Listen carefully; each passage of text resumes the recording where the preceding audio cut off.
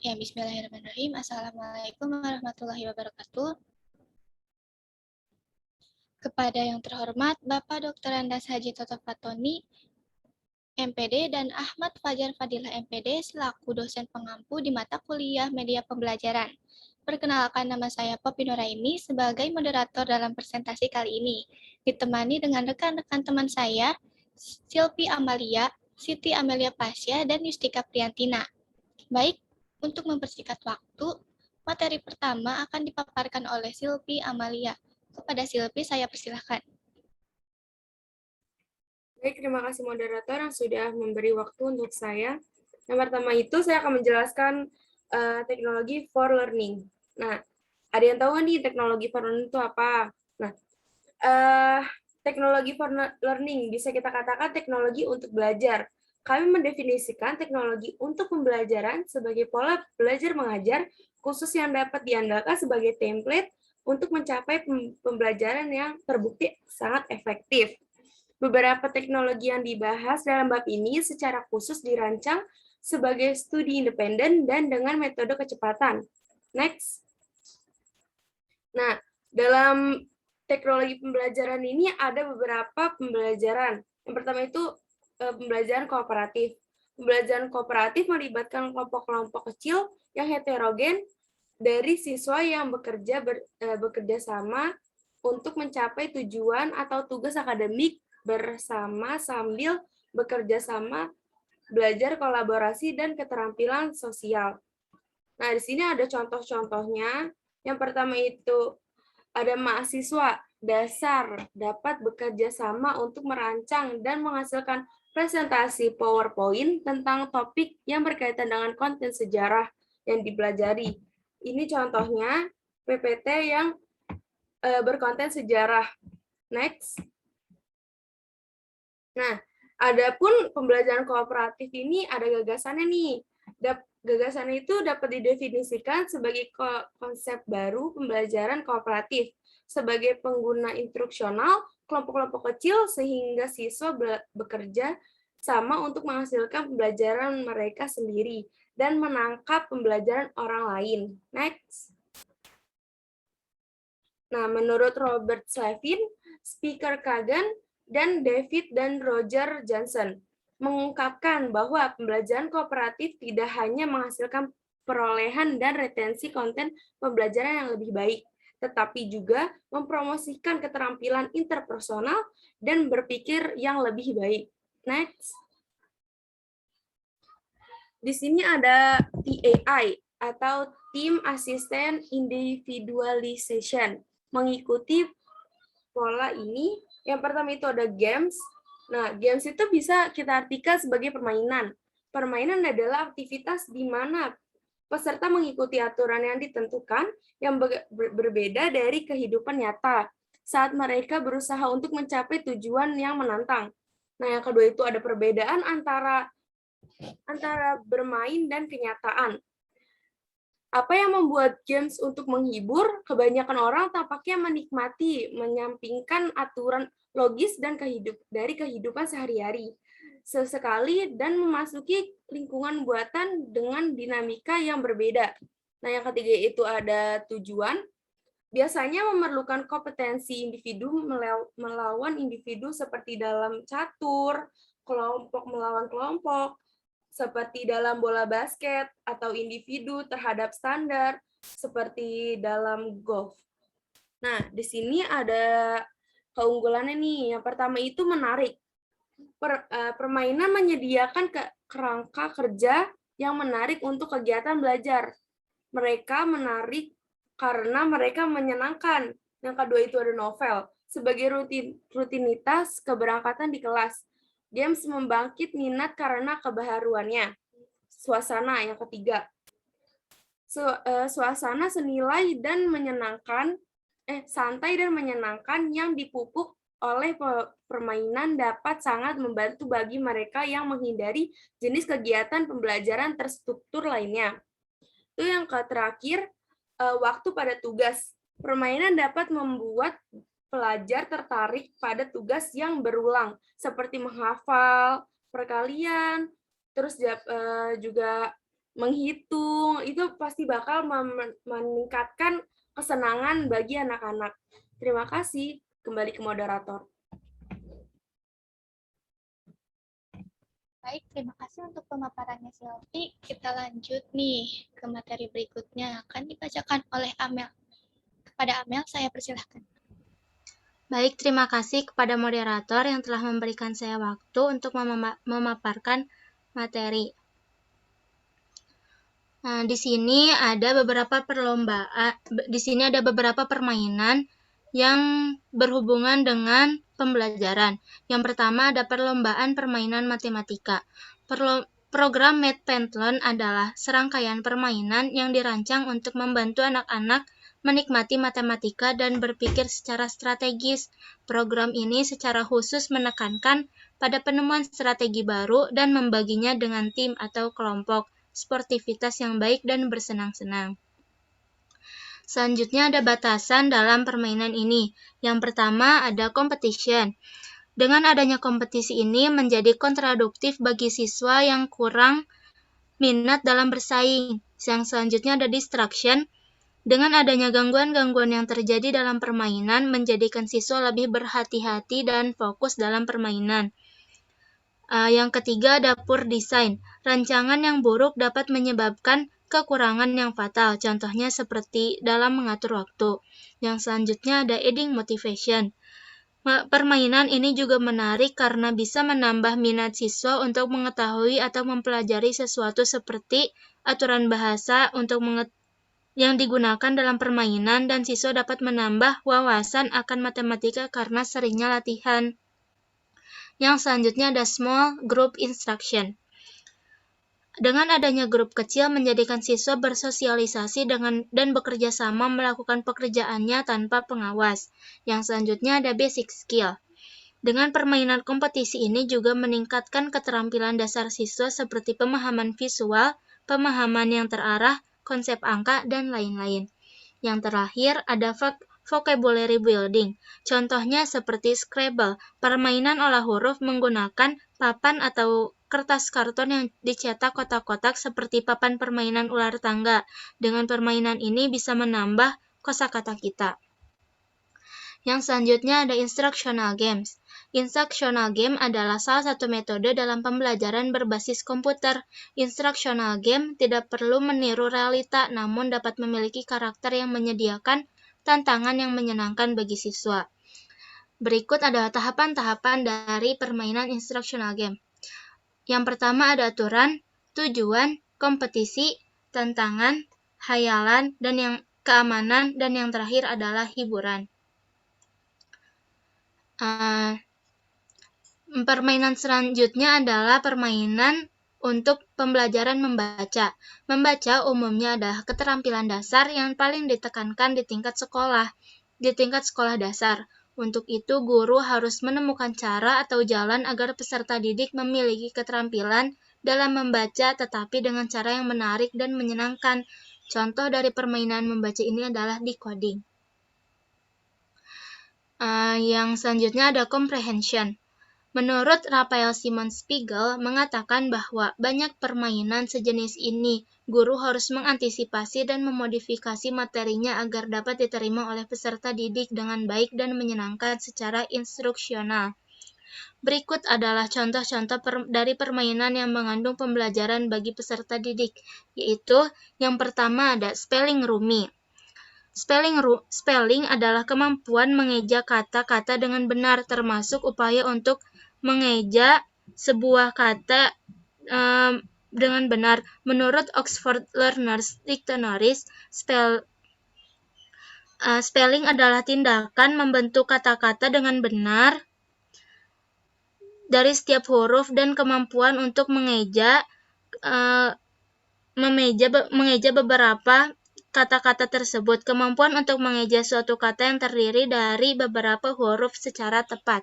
Yang selanjutnya adalah permainan tic-tac-toe. Permainan permainan papan dimainkan oleh dua pemain dengan menggunakan papan berpetak 3x3. Salah satu pemain dengan menandai X dan yang lain dengan menandai O. Pemain awal menandai dengan X dan pemain berikutnya dengan O, seterusnya bergantian. Tantangan permainan ini adalah membuat deretan X dan atau deretan O secara horizontal, vertikal, dan diagonal. Pemenangnya adalah yang berhasil terlebih dahulu membuat deretan X atau deretan O. Permainan ini mengajarkan peserta didik untuk sportivitas, membantu menstimulus logika peserta didik sehingga mereka terlatih untuk merancang sebuah strategi.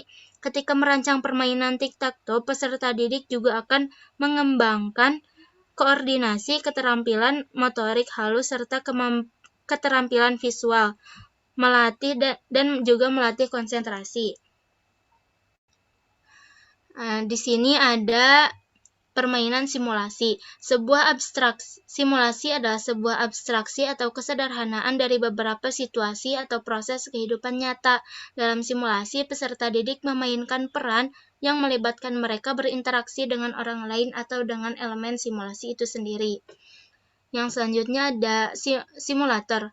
Paket tracker adalah simulator alat-alat jaringan Cisco yang sering digunakan dalam media pembelajaran dan pelatihan, dan juga dalam bidang penelitian simulasi jaringan komputer.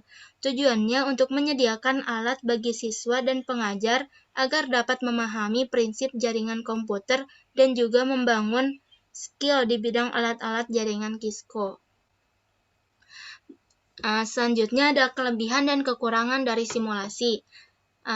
Kelebihan dari simulasi yaitu yang pertama, simulasi dapat digunakan untuk mendapatkan solusi dari sebuah permasalahan. Selanjutnya, rancangan-rancangan sistem alternatif yang dianjurkan dapat dibandingkan dengan simulasi untuk mendapatkan yang terbaik. Dan yang terakhir, simulasi memungkinkan melakukan studi sistem dengan kerangka waktu lama dalam waktu yang lebih singkat. Selanjutnya, ada kekurangan dari permainan simulasi. Yang pertama, simulasi tidak akurat. Teknik ini bukan proses optimisasi dan tidak menghasilkan jawaban, tetapi hanya menghasilkan sekumpulan output dari sistem pada berbagai kondisi yang berbeda. Dalam banyak kasus, ketelitiannya sulit diukur. Yang terakhir, ada sistem simulasi memakan waktu yang lama untuk dikembangkan. Selanjutnya ada komponen pembelajaran simulasi. Komponen pembelajaran simulasi ada 4 poin. Yang pertama ada analisis, ada desain, pengembangan, implementasi, dan evaluasi. Selanjutnya ada permainan simulasi. Permainan simulasi mendeskripsikan beragam kategori permainan yang umumnya dirancang untuk menyimulasikan aktivitas dunia nyata secara dekat. Permainan simulasi berusaha untuk meniru aktivitas dari kehidupan nyata dalam bentuk sebuah permainan video untuk berbagai keperluan seperti pelatihan, analisis, atau prediksi. Contoh dari permainan simulasi ini adalah role-playing games dan The Green Revolution Game. Yang selanjutnya ada cooperative simulation game atau permainan bekerja sama. Permainan simulasi kooperatif merupakan salah satu permainan yang menganut paham konstruktivis. Paham ini dalam pengajaran membuat pelajar kooperatif ekstensif. Pelajar akan lebih mudah menemukan dan memahami konsep-konsep yang sulit apabila mereka saling mendiskusikan dengan temannya. Contoh dari permainan ini yaitu The Green Revolution Game dan Save the Whales. Yang selanjutnya adalah teknologi sebagai alat pembelajaran. Teknologi sebagai alat pembelajaran merupakan usaha sistematik dalam merancang, melaksanakan, dan mengevaluasi keseluruhan proses belajar untuk suatu tujuan khusus, serta didasarkan pada penelitian tentang proses belajar dan komunikasi pada manusia, yang menggunakan kombinasi sumber manusia dan manusia agar pembelajaran efektif. Contoh dari permainan ini yaitu Where in the World is Carmen Sandiego? Mungkin cukup sekian materi yang dapat saya sampaikan. Saya kembalikan kepada moderator. Baik, terima kasih kepada Amel. Cukup bagus pemaparan materinya. Lanjut kita ke materi berikutnya nih, akan disampaikan oleh Yustika. Kepada Yustika, saya persilahkan.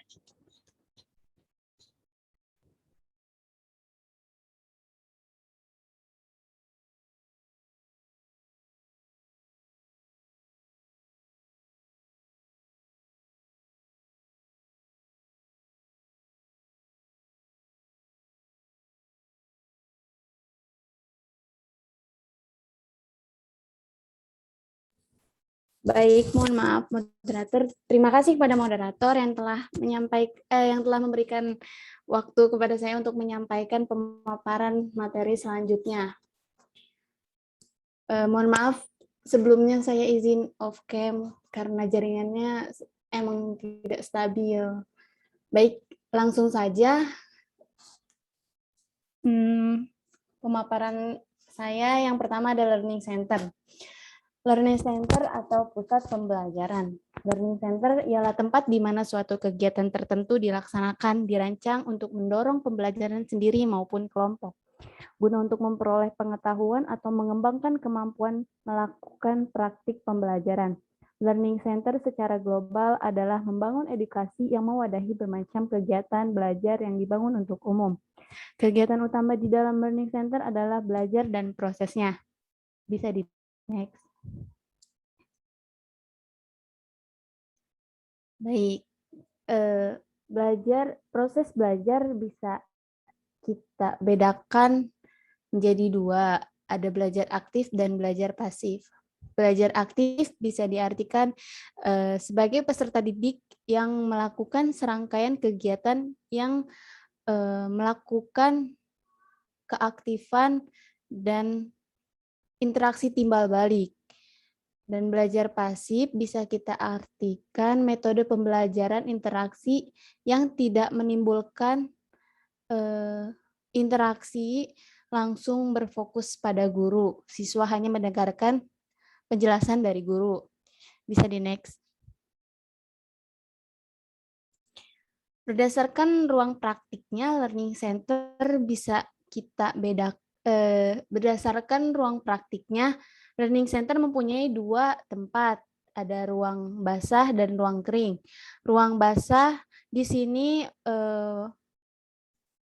menyediakan ruang pribadi untuk belajar atau kegiatan belajar lainnya, tetapi tidak berisi peralatan. Mohon maaf, bisa diulangi ya. Ruang basah di sini mempunyai arti ruangan yang dilengkapi dengan outlet untuk perangkat audiovisual seperti perekam kaset, layar proyeksi, monitor televisi, atau bisa disebut pengelompokan komputer. Dalam ruang kering, bisa kita diartikan sebagai ruang pribadi untuk belajar atau kegiatan belajar lainnya, tetapi tidak berisi peralatan listrik. Mohon maaf tadi tertukar ya. Baik, bisa di next. Apa tujuan Learning Center? Tujuan Learning Center di sini ada mendorong pendidik bertanggung jawab dan berpartisipatif pada pembelajaran mereka sendiri dan belajar dengan kecepatan mereka sendiri sehingga dapat mengurangi kegagalan dalam belajar dan memaksimalkan ketercapaian apapun peran pendidik pada Learning Center. Memainkan lebih banyak peran pembina pada peran pendidik. Pada Learning Center memainkan lebih banyak peran pembinaan aktif di sekitar kelas dan memberikan bantuan individu kepada peserta didik ketika mereka membutuhkannya. Bisa di next. Di sini ada 5 jenis Learning Center. Yang pertama ada Skill Center atau pusat keterampilan. Bisa kita artikan sebagai siswa memiliki kesempatan untuk melakukan latihan tambahan, biasanya untuk memperkuat pelajaran yang sebelumnya diajarkan melalui media atau metode lain. Yang kedua ada Interest Center atau pusat minat. Bisa kita artikan sebagai pusat minat dapat merangsang minat baru dan mendorong kreativitas peserta didik. Yang ketiga ada Remedial Center atau pusat perbaikan. Pusat ini membantu siswa yang membutuhkan bantuan tambahan dengan konsep atau keterampilan tertentu. Bagi seorang siswa yang mengalami kesulitan menentukan penyebut paling umum di sekelompok pecahan. Yang ketiga ada Listening Center. Mohon maaf, yang keempat ada Listening Center atau pusat pendengaran. Pusat pendengaran ini menggunakan media audio yang melibatkan panca indera pendengaran. Dengan penelitian ini, media audio digunakan untuk mempermudah dalam penyajian materi supaya siswa dapat menyimak dan memahami secara langsung isi cerita tanpa harus membaca sambil memahami isi cerita. Yang kelima atau yang terakhir ada Enrichment Center, pusat pengayaan, memberikan pengalaman belajar tambahan yang merangsang bagi siswa yang telah menyelesaikan kegiatan kelas lainnya atau bisa kita sebut dengan evaluasi. Bisa di next.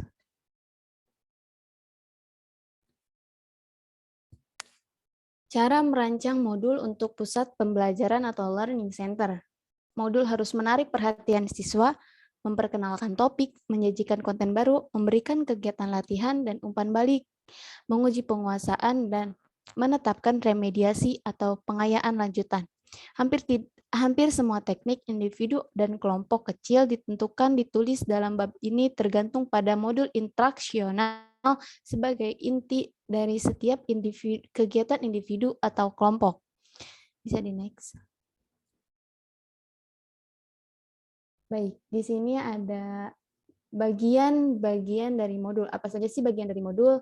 Yang pertama ada rasional. Bisa kita artikan rasional di sini sebagai gambaran umum tentang isi modul dan penjelasan mengapa pelajar harus mempelajarinya.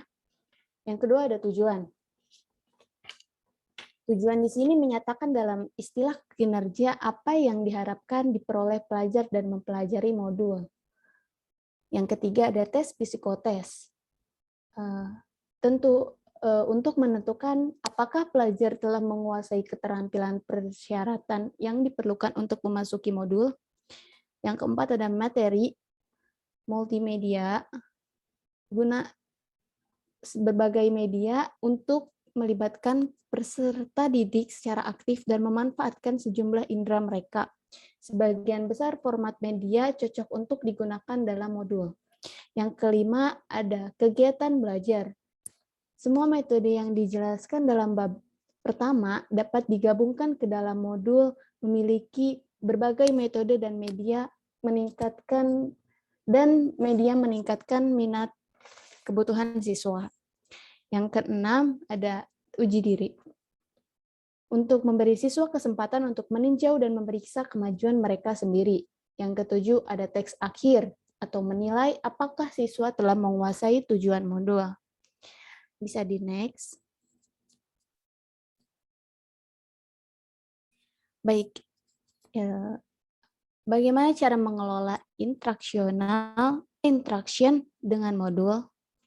Sebuah modul harus mencakup pengenalan topik, sebaiknya dalam bentuk pertanyaan atau masalah yang akan merangsang rasa ingin tahu, sehingga dapat membuat siswanya aktif dan mempunyai rasa ingin tahu atau timbal balik. Setelah menyelesaikan modul, individu atau kelompok kecil bertemu dengan guru untuk mendiskusikan materi yang mereka kejar, hasil dan pemahaman mereka. Mereka juga melaporkan kesulitan yang mungkin mereka alami dalam menggunakan modul. Diskusi semacam itu selain sebagai pengganti tes yang lebih konvensional, memberikan umpan balik yang berharga tentang kemajuan siswa dan tentang kekuatan dan kelemahan modul.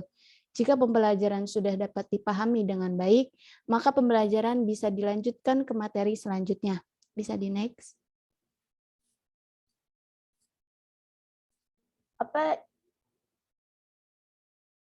Baik, terima kasih.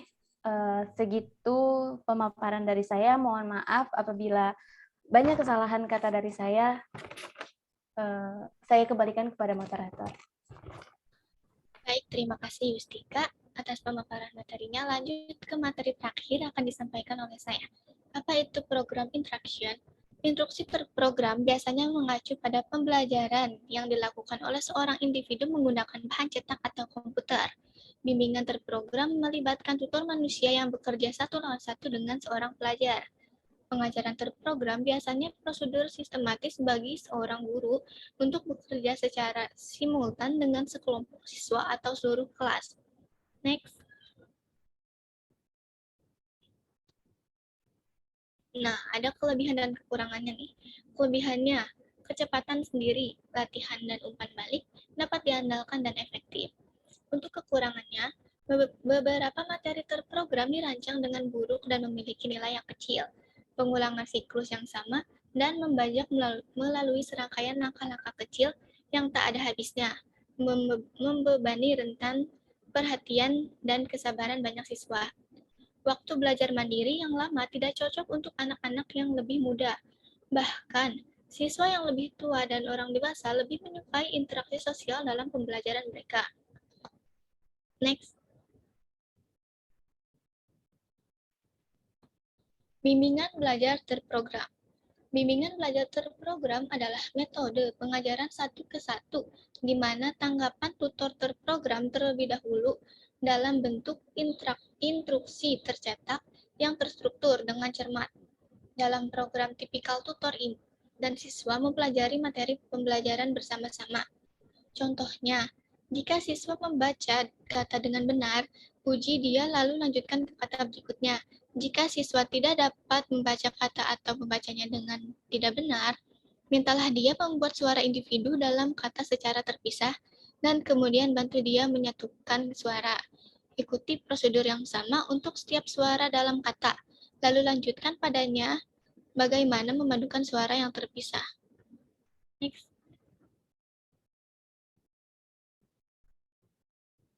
Kelebihan dan integrasi. Kelebihannya, bimbingan terprogram tergantung pada ketersediaan tutor sukarelawan. Di sekolah, bimbingan belajar biasanya dilakukan oleh teman sebaya, siswa yang lebih tua atau orang tua. Integrasi. Membaca dan matematika sejauh ini merupakan mata pelajaran yang paling populer untuk bimbingan belajar. Anda dapat melakukan ini secara efektif dengan menggunakan materi yang telah disusun sebelumnya untuk membuat pekerjaan tutor dapat ditiru. Pertimbangan untuk menggunakan bimbingan belajar untuk memanfaatkan hari-hari ketidakhadiran yang tinggi secara produktif. Latih mereka yang hadir untuk menjadi tutor yang tidak hadir saat mereka kembali. Bisa di next? Nah, mungkin cukup sekian pemaparan materi dari kelompok kami. Semoga apa yang tadi kami sampaikan dapat berguna dan dapat dipahami untuk kita semua. Baik, terima kasih. Kurang lebihnya mohon dimaafkan. Wassalamualaikum warahmatullahi wabarakatuh. Waalaikumsalam warahmatullahi wabarakatuh.